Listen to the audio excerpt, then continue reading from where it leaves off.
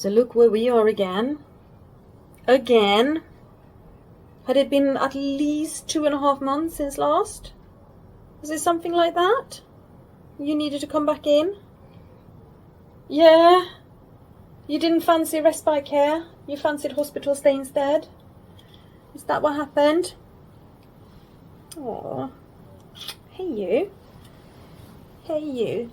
She is on the mend, but she is quite tired now because I've had her sitting up for quite some time. We've been listening to some podcasts. She's had good giggles, and we are trying to put something in her little tummy, and that something at the moment is Diarrhelite, and it's going very, very slowly. It's 10 milliliters an hour, just to see if this poor little stomach will cope. Because for a few days now, this poor little stomach has not coped, has it, Elin? It has not coped at all. No, not at all. So she's done 3 nights in hospital so far. We're in for a 4th at least, but hopefully no more, actually. Hopefully no more than a 4th. And that's only to make sure that we let her stomach recover nice and slowly before we take her home, and are expected to kind of go up to full volumes of fluids and feeds. She was in respite care. She went from school to respite care, and then it was Dad's weekend to have the girls, and he was only supposed to have Alice then, obviously, because Elin was supposed to be staying over at her respite house. It's a very big house. There's a lot of bedrooms. But basically it's this amazing place here in Bedford where they take our disabled children for overnight stays, a couple of nights, 3 nights in a row, and they have all the staff and all the facilities and a lot of fun things to do, and we get a bit of a break. So that's where she was, and they rang Rob on Friday night. It's Monday today, but they rang him on Friday night and said she is throwing up too much and it doesn't look good, so you need to come and pick her up. And I had just come home from work and I was making some food to eat when I got that message from him, and I was like, oh my god, it's 11 o'clock at night. Alice is asleep, Elin's not feeling well, right, what are we gonna do? So he woke Alice up and he put her in the van and he drove off to mine, dropped her off, and then he went to pick up Elin. And so he picked her up and he knew she was vomiting a lot, and he was like, okay, we'll take you home, see what happens. But by the time he had parked up at home, he looked at Elin and he went, what you're vomiting up, that does not look good. That does not look good at all. She was basically bringing up dark brown liquid, which means that by this point her stomach lining had torn and she was bringing up blood, and she would be really dehydrated at this point, and she just wasn't stopping. So he rang the hospital up for open access, and he actually rang them as he was driving down. He said he was 1 minute away when he was on the phone with them, and they confirmed that he could bring her in for open access to be checked over. And so she had a very busy night. You did, didn't you? You had a very busy night with a lot of things happening, getting admitted, getting onto IV access. Again, her portacath, which is this thing here, has proven an absolute game changer. So that's where her cannula is and where she's getting her IV fluids and all of her IV medicines. She has needed a lot of antiemetics this time, so that's medicine to stop you from vomiting, because she just kept going. They also confirmed that she had a high white blood cell count, so it is an infection going on, so she's on antibiotics for that. And she's had some seizures, but they've not been super nasty. They've not been sort of our usual in hospital clustering, not responding to any medication, which is really encouraging in many ways, because if you've been watching some of my videos, you know that we are titrating down one of her epilepsy medicines. So titrating down means we're basically reducing it by 1 milliliter per dose per week until we've stopped it. And I think at this point she is probably down to a dose that is not effective anymore at all. And she's not having more seizures than usual, so we kind of know that that medicine was doing nothing. But we knew that, which was why we wanted to get rid of it, really. The seizures she did have did respond to buccal midazolam. So she's not gone into one of her nasty seizure spirals, but really it's been her stomach this time that has been so bad and extremely painful. Yes, it really hurt, didn't it, Elin? It really hurt, and it was basically pure stomach acid and blood. And I don't know if you can see, but her lips are really, really dry and raw. She has got cuts in her lips now, and she's got a rash on her cheek, and that's all burned from the stomach acid. Look, if I bring the camera a bit closer, you might be able to see. Bring my phone a bit closer. Hi! So, yeah, she's very raw, very dry. It's not very pleasant at all.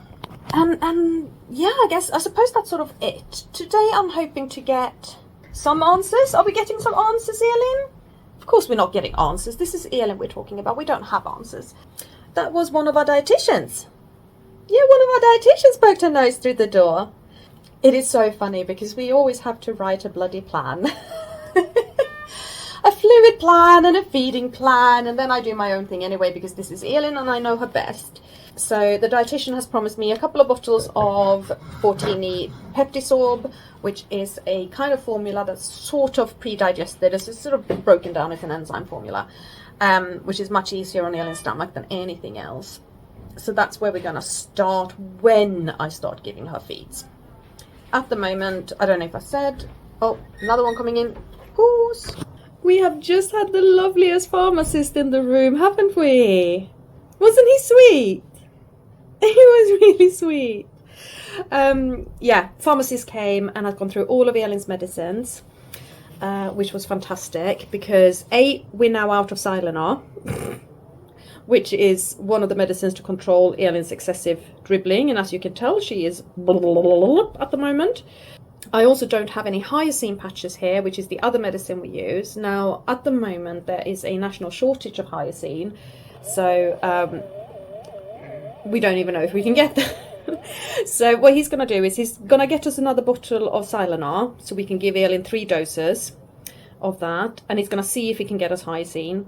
If he can't, then we'll just keep with 3 doses of Silenar, and that he can definitely get us. He's going to get us some new doses of buccal midazolam, which is that really strong epilepsy seizure rescue medicine that she has, because we used up 2 of those in this hospital stay. And then he's going to make sure that all the drug charts are completely correct, because there's been a lot of changes to her medicine doses. So all of that was really good. And then I asked him, and I said, you know, I obviously know you can't necessarily give a direct answer and absolutely no decision right now, but I'm just curious if there are other options for antiemetic than ondansetron, because we have ondansetron as a syrup at home for when Elin goes into these spirals of vomiting, and it just doesn't help. And even with the intravenous ondansetron this time around, it took 3 doses before we had her vomiting under control. So I know that there are others, but I don't know why they're not used. And he said there are definitely other options, but it's a question of whether they can be combined with the rest of the cocktail of medicines that Elin is on. So that made a lot of sense. But when they have the huddle, as they call it, when the doctors all stand together and talk about what's going on, he's going to bring this up, have a bit of a look into it and a conversations with the doctors about if there is another option to consider for Elin, and I might get a name at the very least. Which was really good. And then Dietitian popped in, so I now have 2 bottles of Peptisorb. And Elin has, I've just given her a clean dry pad, and she has opened her bowel, which is a really good sign as well, because that means that things are actually moving the right way. It's supposed to go that way, Elin, not that way. We don't want it coming out from here, we want it coming out there. It's much better for you. So much better for you. Yes, it is. We have upped... so in the last hour, I know you can't tell that it's been an hour since I pressed pause on my phone and then pressed record again. But it's been an hour.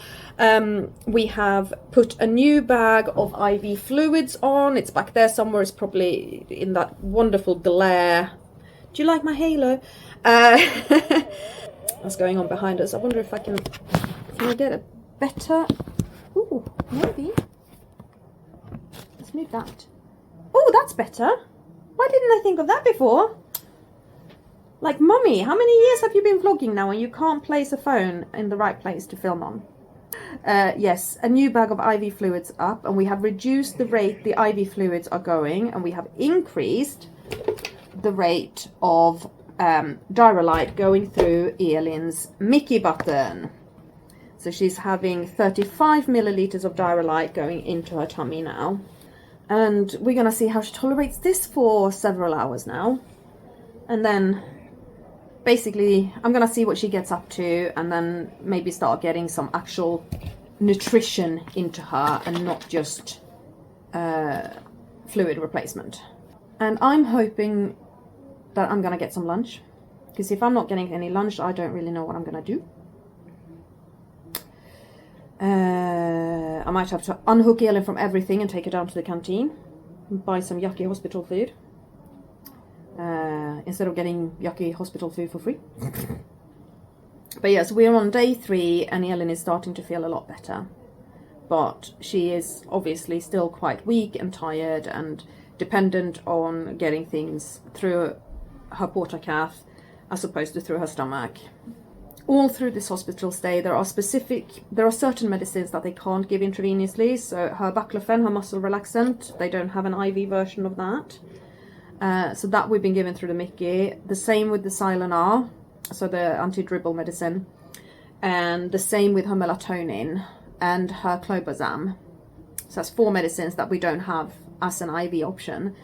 And obviously the first night, day and next night she wasn't keeping any of that down.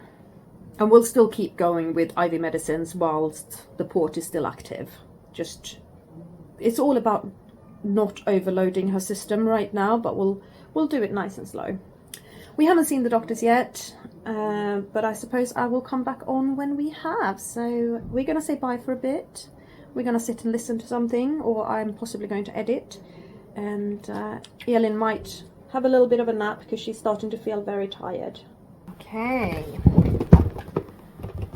We're on to Peptisol. It's now been several hours since I filmed earlier today. It's already 8:30 at night, so it's getting quite late, but she's not quite as ready for sleep as I would like her to be. But also, I suppose we can't really expect it to be normal hours at the moment, particularly as they're going to be coming in at 2 in the morning till about 4:30 and doing IV medicines. So I'm going to run Peptisorb for the first time today. She has had Diarrhea at fluid maintenance levels, and she has tolerated it amazingly well. And I'm sorry you've got the table here, it doesn't look very nice, does it? But this is where we ended up now. Hey you! Mwah. And her evening medicines, and she's tolerated them too. I'm keeping track of all of her fluid intake at the moment. So what I have just said to our night nurse is that I want the IV fluid to run at half speed overnight and for her not to have any pump overnight. The doctors here love it if I run the pump slowly overnight, and I don't. Because she doesn't have overnight feeds at home. I'm trying to start to replicate what we have at home. I'm obviously terrified of her refluxing and vomiting in the middle of the night and aspirating this. So I'm not a fan of running things overnight. And also the pump will go off and I have to wake up and I have to deal with it. And every time Elin makes a sound, I will wake up and I'll be like... and I'm uncomfortable enough as it is on that parent bed. So no, thank you very much. I'm not going to do it. They are used to me. I boss them around here and I tell them what works and what doesn't.